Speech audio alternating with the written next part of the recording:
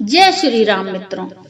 जब जटायु ने महाराज दशरथ को शनि देव के कोप से बचाया। मित्रों, आज बहुत ही सुंदर प्रसंग है। दरस लगी प्रभु राखे उपराना, चलन चहत अब कृपा निधाना। गिद्धराज जटायु कहते हैं, प्रभु आपके दर्शनों के लिए ही प्राण रोक रखे थे। हे कृपा निधान, अब ये चलना ही चाहते हैं। उत्तर में भगवान श्री राम कहते हैं कि राम कहा तनु राखहु ताता। और जटायु जी कहते हैं कि सो मम लोचन गोचर आगे, राखो देह नाथ के ही खागे। हे चराचर जगत के स्वामी, आप स्वयं मेरे नेत्रों के विषय होकर मेरे सामने खड़े हैं। फिर हे नाथ, किस कमी की पूर्ति के मैं अपने प्राणों को रखूं। जटायु के द्वारा परोपकार के लिए यानी जानकी माता के रक्षा के लिए अपने प्राण न्यौछावर कर देने के कारण कृपा निधान प्रभु श्री राम का हृदय भर आया। क्योंकि जो अकारण ही करुणा का वर्षण करते रहते हैं, अतः कृपा निधान प्रभु श्री राम जी नेत्रों में जल भर कर कहते हैं, जल भरी नयन कहई रघुराई, तात कर्म निज ते गति पाई। कोमल वाणी में प्रभु श्री राम कहते हैं, हे तात, आपने अपने श्रेष्ठ कर्मों से दुर्लभ गति प्राप्त की है। आगे दीन बंधु दीन दयाल श्री राम जी कहते हैं, परहित बस जिनके मन माही, तिन कहूँ जग दुर्लभ कछु नाही। तनु तिज तात जाहु मम धामा, देहु काह तुम पूरन कामा।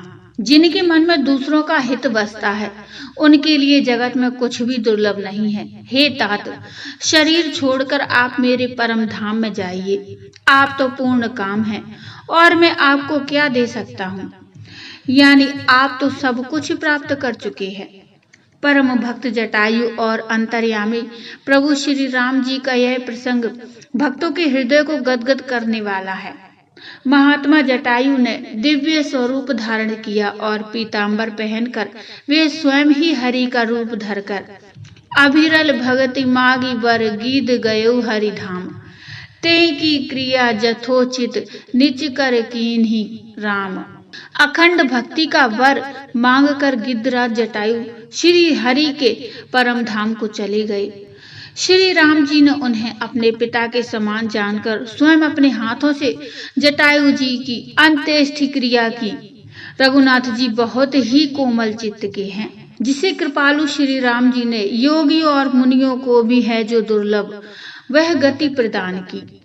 गिद्ध अधम खग अमिष भोगी, गति दीन्ही जी जाचत जोगी। प्रसंग में आगे देवाधिदेव भगवान शंकर जी कहते हैं, हे पार्वती, वे लोग बहुत अभागे हैं जो भगवान को छोड़कर विषयों में अनुराग करते हैं।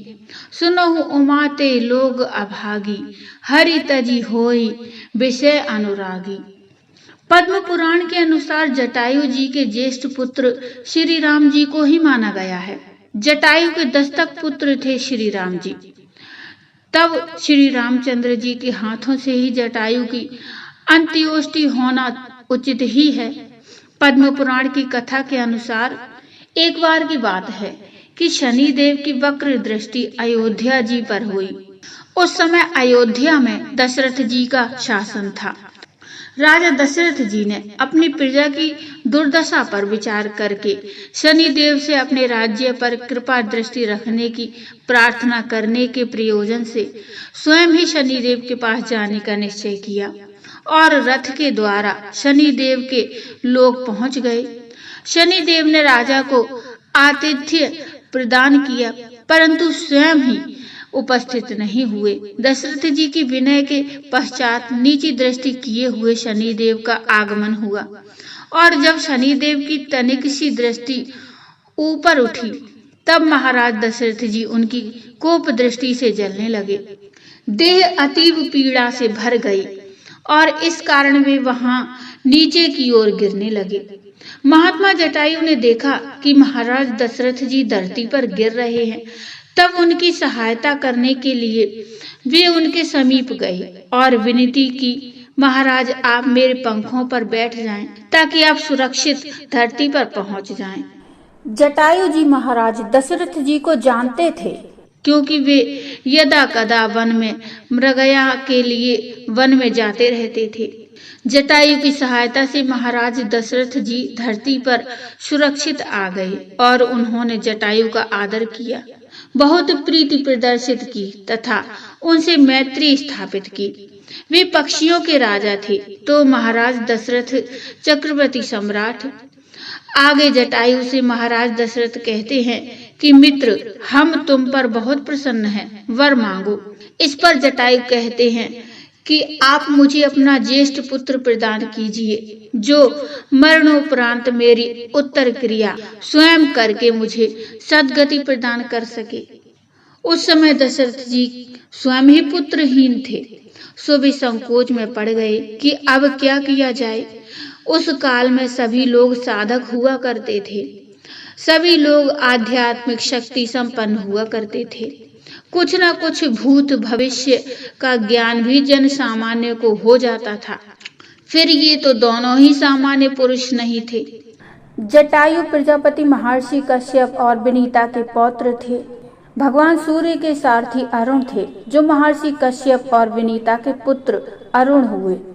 इनके दो पुत्र हुए, एक संपाति और दूसरे हुए जटायु। यशस्वी रघुवंश के महान कुल के महाराज दशरथ जी थे, अतः दोनों को भविष्य का कुछ न कुछ ज्ञान तो था ही।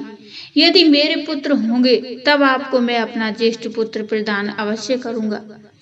कालांतर में सर्वांतर्यामी कृपालु प्रभु श्री राम का अवतरण हुआ, फिर मंगल वनगमन हुआ और फिर पिता के वचनों की मर्यादा का करुणा सिंधु श्री राम जी ने बहुत भली प्रकार से निर्वाह किया और महात्मा जटायु की अपने कर कमलों से स्वयं अंतिम क्रिया की। पिता के वचनों को सत्य सिद्ध भी किया एवं इतना ही नहीं, उनको सर्वोत्तम लोक भी प्रदान किए। सुर दुर्लभ है, प्रीति की रीति को निभाना श्री राम से अच्छा कौन जान सकता है। यह सच ही कहा गया है, जानत प्रीति रीति रघुराई। इतने पर भी मूढ़ दुर्भाग्यशाली लोग राम जी का भजन नहीं करते। एक छोटा सा प्रसंग है, तो एक शरणागत भक्त की अवस्था क्या होती है। चित्रकूट में एक बार एक पत्र पुष्प विहीन ठूंठ पर भगवान की दृष्टि पड़ी। एक जड़ विहीन अमरवेल उस ठूंठ से लिपटी थी। अमरवेल की हरियाली से वह ठूंठ हरा भरा लग रहा था। माता सीता ने पूछा, प्रभु इतने ध्यान से क्या देख रहे हैं। राम जी ने कहा, आप वह ठूंठ देख रही हैं देवी, कितना भाग्यशाली है। इसके पास अपनी कुछ शोभा नहीं है, फिर भी यह कितना धन्य है कि इसे इस अमरवेल का संग मिला। इसकी पूरी शोभा इस बेल के कारण है। माता सीता कहने लगी, प्रभु धन्य तो यह अमरवेल है जिसे ऐसा आश्रय मिल गया, नहीं तो यह जड़हीन बेल भूमि पर ही पड़ी दम तोड़ देती।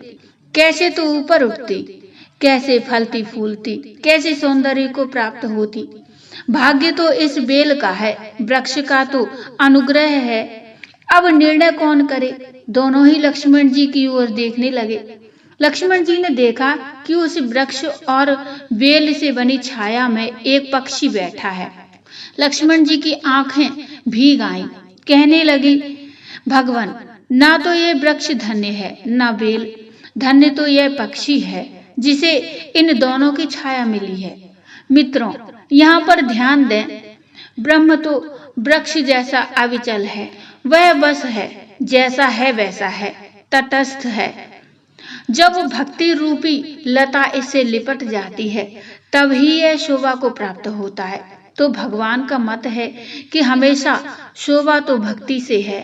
सीता जी का मत है कि भगवान के ही कारण भक्ति को सहारा है। भगवान की शरण ही ना हो तो शरणागत कहाँ जाए। दीन बंधु ही ना होते तो दीनों को कौन पूछता। परंतु लक्ष्मण जी का मत है कि धन्य तो मैं हूँ, माने वह जीव धन्य है जिसे भक्ति और भगवान दोनों की कृपा मिलती है। मित्रों, भव सागर से पार होने के लिए मनुष्य शरीर रूपी सौंदर्य नौका मिल गई। सतर्क रहो, कहीं ऐसा न हो कि वासना की भंवर में पड़कर नौका डूब जाए। तुलसीदास जी कहते हैं कि कर्म प्रधान विश्व रचि राखा, जो जस करहि सो तस फल चाखा। सकल पदार्थ है जग माही, कर्महीन नर पावत नाही। मनुष्य के जीवन में कर्म की प्रधानता है। चाहे रामचरितमानस हो या गीता, दोनों में ही कर्म को ही प्रधान बताया गया है। हम अपने कर्मों से ही अपने भाग्य को बनाते हैं और बिगाड़ते हैं। हमें कर्म के आधार पर ही उसका फल प्राप्त होता है।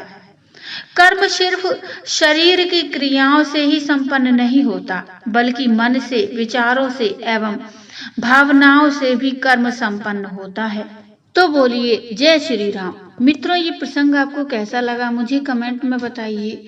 कमेंट में जय श्री राम अवश्य लिखिए। प्रसंग अच्छा लगा हो तो लाइक करिए और चैनल को सब्सक्राइब कर लीजिए। मिलते हैं एक नई कथा, नया प्रसंग लेकर। तब तक के लिए जय श्री राम।